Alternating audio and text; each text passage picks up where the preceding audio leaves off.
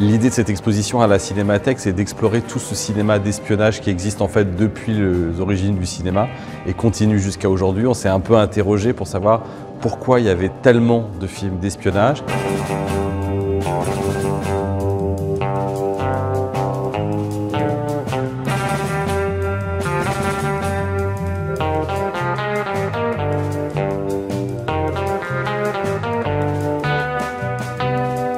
Ici, on est dans une partie de l'expo qui est autour de la guerre froide et plus particulièrement du point de vue des pays de l'Est, de ce qu'on a appelé le bloc soviétique.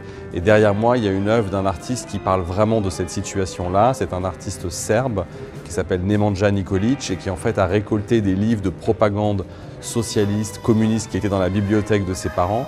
Et il a dessus dessiné des films d'espionnage plutôt occidentaux, anglais ou américains qu'il voyait à la télévision.